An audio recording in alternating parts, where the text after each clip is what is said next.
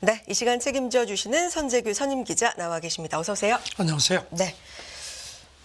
이란 영사관이 폭격을 당했다. 이 소식으로 시작해 보도록 하죠. 시리아 수도 그 다마스쿠스에 있는 이란 영사관이 폭격을 당해가지고 이란 쪽 얘기를 보면 혁명수비대 장성 2명을 포함해서 많게는 한 11명이 사망한 걸로 그렇게 되어 있습니다. 네. 이스라엘은 지금 뭐 여기 대해서 긍정 부정도 않는데 외신도 그렇고 이란 쪽에서 이스라엘이 미사일 6발을 발사했다 이렇게 주장을 합니다. 이란 외무장관은 그 국제법 유엔 헌장에 따라서 우리가 대응할 수 있는 합법적인 권리가 있다고 주장을 했고요. 이란 대통령도 반드시 응징하겠다고 하면서 처벌 방식은 추후에 결정하겠다. 약간의 여지를 좀 남겼습니다. 네. 간밤에 국제 유가가 좀 출렁인 것도 영향이 있었던 거죠. 이 영향이 네. 큰 걸로 보입니다. 그동안에 가자 전쟁 터지고 나서도 이란 그 지원을 받는 뭐 헤즈볼라라든가 하마스도 지금 지원을 받고요. 이렇게 해왔지만 이란은 그 직접 그 이스라엘하고 충동을 자제해 왔는데 이게 이제 이렇게 되니까 이제 그야말로 이제 더 직접 충돌할 수 있는 그런 위기까지도 지금 훨씬 높아진 걸로 그렇게 외신들이 분석을 합니다. 네. 또 관련돼서 어떤 얘기 나오고 있나요? 러시아가 개입을 했습니다. 네. 러시아가 요청을 해서 안보리 회의가 소집되는데 이제 오늘 오전에 소집이 될 것 같습니다. 지금 러시아는 이건 도저히 용납할 수 없다. 그러면서 뭐라 그러냐면은 이런 그 대도시 지역을 이렇게 민간인들이 많은데 공격한 거에 대해서 반드시 책임을 물어야 한다 하는데 글쎄요. 우크라이나 대도시도 계속 공격하면서 이런 얘기를 하니까 조금 이건 좀 이율배반적인 측면도 있습니다. 네. 이스라엘 쪽에서는 뭐 그 어떤 확실한 얘기는 하지 않는 건가요, 지금? 아직까지 긍정도 네. 부정도 하지 않는데 뉴욕타임스가 그 이름을 밝히지 말라는 이스라엘 당국자 4명을 인용해서 이스라엘도 자기들이 공격한 걸 인정을 했다고 보도를 했습니다. 그리고 또 이스라엘군 수석 대변인도 CNN에 이렇게 얘기를 했습니다. 이곳은 영사관도 대사관도 아니다. 다마스코스의 민간 건물이고 위장한 쿠드스군의 거점이라고 그렇게 주장을 해서 사실상 자기들이 공격한 거를 뭐 인정한 셈입니다. 네, 그리고 구호 식량을 전달하던 가자지구에서 이 국제 단체 차량도 공습을 받았다고요. 그저께 그 가자지구에서 그 월드 센트럴 키친이라고요. 그 미국의 거점을 둔 국제 구호 단체인데 여기가 이제 그동안에 이제 가자지구에 계속 그 식량을 공급해 왔습니다. 그런데 이 마크도 붙어 있는 차량 3대를 이스라엘이 공격을 했습니다. 그래가지고 미국인을 포함해서 뭐 유럽 사람들에서 최소 7명이 사망한 걸로 그렇게 발표가 되었습니다. 여기 대해서 지금 그 이스라엘도 오폭이라고 인정을 했습니다. 그래서 조져하겠다고 하는데 지금 이스라엘에 대한 국제사회의 그 시각이 아주 여러모로 곱지가 않습니다. 네. 이 확전 가능성, 확전 위험에 대해서 굉장히 좀 걱정이 많은 상황이죠. 지금 유가가 오르는 것도 그런 맥락이 큰데요. 네. 그래서 지금 이걸 계기로 해서 이란이 직접 그 이스라엘을 뭐 공격하겠느냐는 그런 걱정들이 많은데 CNN도 이렇게 분석을 했습니다. 이번 공격이 가자 전쟁 시작된 후에 확전 위험을 가장 높인 사건이다. 그래서 이게 전세의 어떤 결정적 변화를 불러올 마지막 지푸라기가 될 수 있다는 분석을 했습니다. 네. 또 뭐라고 얘기하고 있습니까? 그리고 아까도 말씀드렸지만 이란이 뭐 헤즈볼라도 그렇고 하마스도 그렇고 다 자기들이 배후 지원해서 이스라엘하고 지금 충돌을 하고 있는 상황에서도 직접적인 전쟁 개입은 그동안에 이제 어떤 거리를 둬왔는데 이게 이제 이란 최고 지도자 하메네이의 지금까지 기조였는데 이번 사태로 인해서 이란 내에서도 지금 뭐 반발이 많거든요. 그러니까 이런 기조를 계속 유지하기가 쉽지 않을 거다. 이렇게 관측을 했습니다. CNN 분석이었고요. 다른 쪽에서도 분석 나온 게 있습니다. 월스트리트저널도 네. 비슷하게 분석을 했습니다. 이스라엘하고 이란이 사실상 선전포고는 없지만 그동안의 대리 세력을 통해서 계속 전쟁을 해온 상황인데 이번 건 때문에 새로운 국면이 될지도 모르겠다는 분석을 했고요. 러시아가 안보리 회의를 요청한 게 지금 러시아가 그 이란 무기를 지금 많이 공급을 받는다는 관측들이 많았죠. 그래서 지금 거들고 나선 것 같습니다. 네. 중국도 외교부가 어제 성명을 내고 공격을 규탄한다. 이스라엘하고 못 박진 않았습니다. 이 와중에 미국의 인터넷 매체 악시오스는 뭐 당국자들의 말을 또 인용해서 이스라엘이 공격 몇 분 전에야 미국에 통보했다. 뭐 이런 얘기 보도가 있네요. 네, 그 미국의 그 당국자들이 그렇게 얘기를 했다는 네. 겁니다. 이스라엘이 전혀 사전에 통보를 하지 않고 공격하기 몇 분 전에야 얘기를 했다는 겁니다. 자세한 얘기도 안 했다는 겁니다. 그러니까 뭐 미국한테 무슨 뭐 사전에 허가를 받거나 이런 거는 전혀 그런 게 없다. 그리고 미국에 관여하지도 않았다고 그렇게 주장을 했다는 겁니다. 네. 백악관 국가안보회의 대변인도 미국의 공격에 관여하지 않았다. 그리고 사전 통보 받지 못했다고 그렇게 밝힌 걸로 되어 있습니다. 관련돼서 뭐 확전이 되면 여러 가지 영향이 있겠습니다만 뭐 앞서서도 국제 유가 말씀드렸는데요. 관련돼서 뭐 좀 더 상반적으로 움직일지 좀 주목이 되는 네. 그 보도가 있는데 악시오스의 그 이름을 밝히지 말라는 미국 고위 당국자가 미국이 이번 공격 이루어지고 나서 이란하고 직접 소통을 했다 이렇게 규정을 했습니다.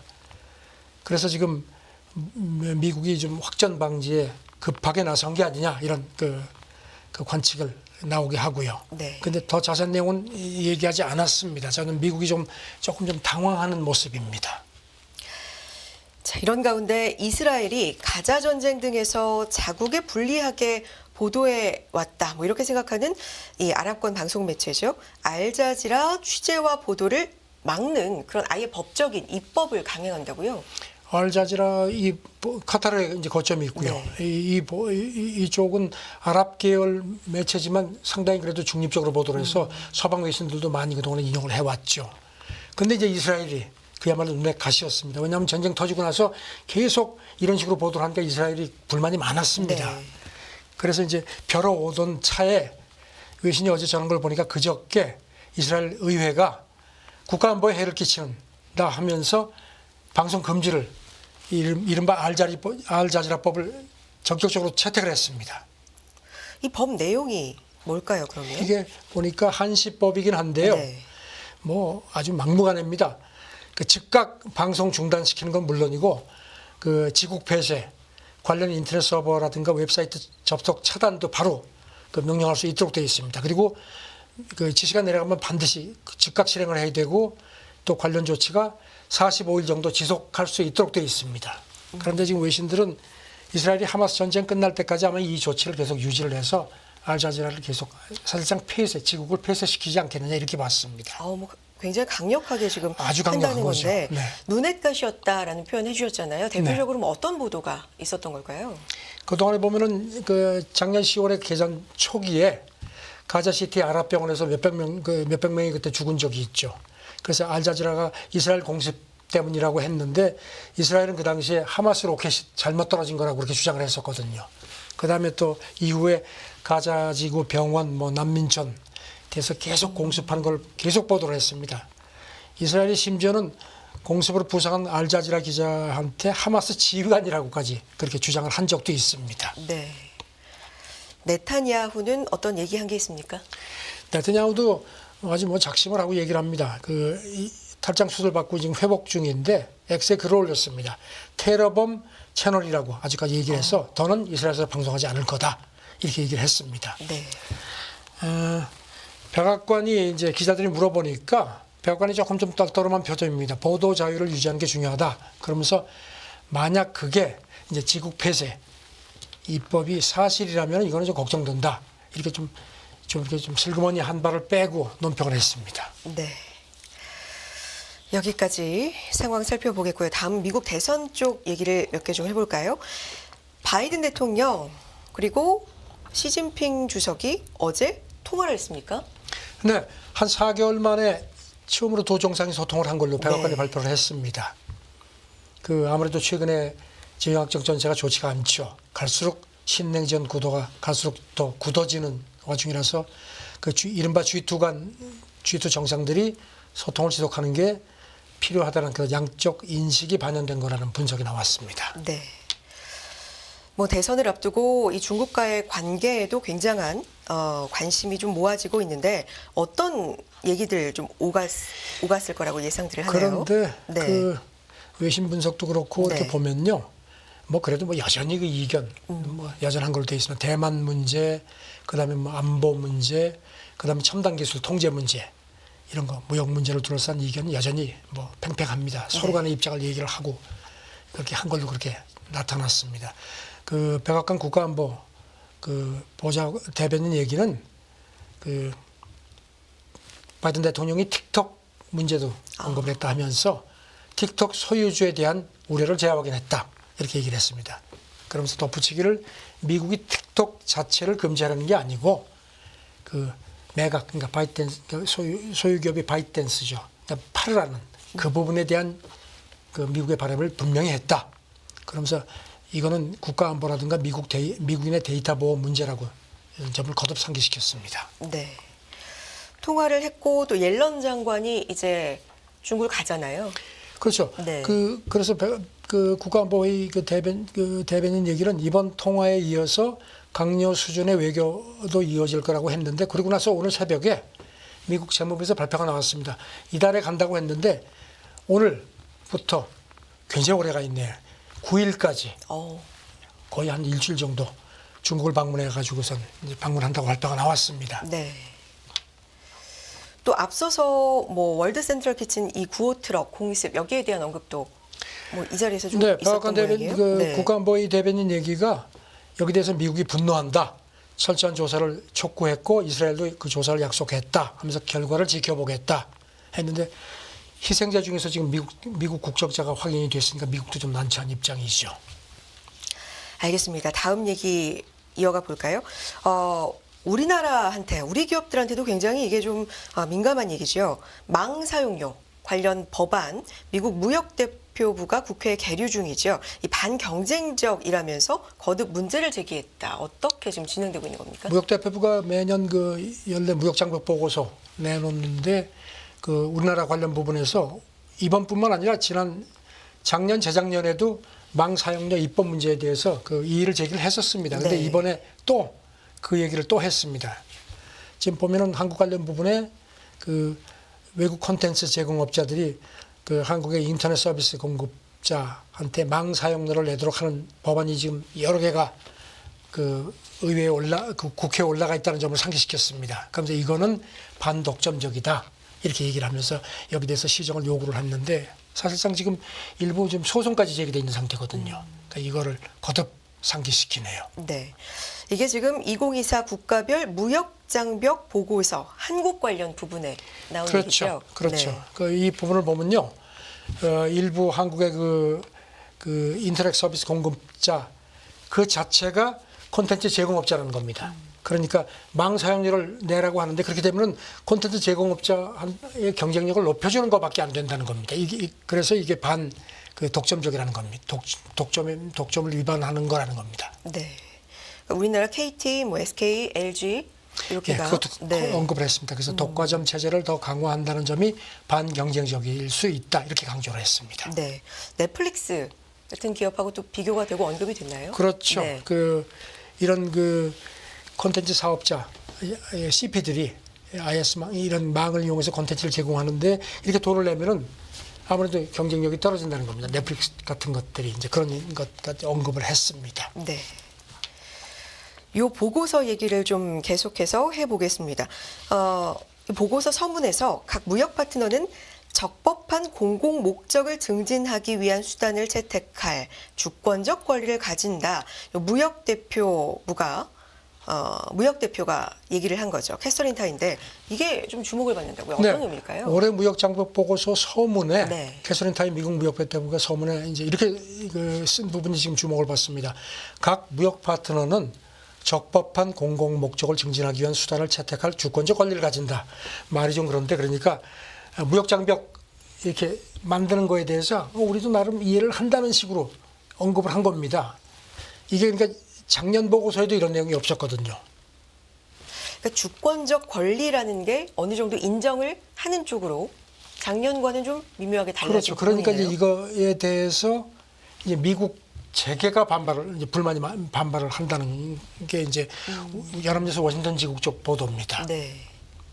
오늘은 미국 상업회의소가 성명을 냈는데 외국 정부가 미국에 대한 무역 장벽을 높일 수 있게끔 허용하는 신호를 주는 위험이 있다 이렇게 불만을 털어놨습니다. 또 미국 그 컴퓨터 통신 산업협회도 비슷한 지적을 했습니다. 그동안에 미국 무역 대표부가 과거에는 유럽의 디지털 시장법이라든가 인공지능법, 그다음에 인도네시아, 베트남 같은 경우에 데이터 현지화 요구 등에 대해서 이거는 이제 무역 장벽으로 지목을 했었는데 올해 보고서에서는 이런 게 싹 빠지거나 작년보다 훨씬 지적사항 강도가 약해졌다는 점을 또 지적을 했습니다. 이 단단한 그리고 높은 장벽이 좀 낮아지거나 약해질 거다라는 신호로 받아들일 수 있다, 외부에서는 뭐 이런 불만. 그러니까 이게 이제 무슨 뭐 그렇다고 네. 해서 외국을 뭐 위해서 그런 게 아니라 미국의 이익을 위해서 그랬다는 지적들입니다. 왜냐하면 지금 트럼프 행정부 때도 그렇고 지금 바이든 행정부 역시 그 자유무역 지상주의에서 크게 후퇴해서 이른바 미국 우선주의 지금 계속 그 기조를 가지고 가거든요. 그래서 그러다 보니까 내로남불, 나는 그렇게 하면서 남한테 니들은 장벽 낮추라고 얘기를 하면은 그게 좀 형평이 안 맞는다고 자기들도 판단을 한 것 같다는 겁니다. 그래서 이 미국 체계 쪽에서 불만이 있는 게 외국 무역 장벽에 대한 그 미국의 공격 강도가 좀 약해지는 거 아니냐, 이런 걱정을 한다는 겁니다. 네.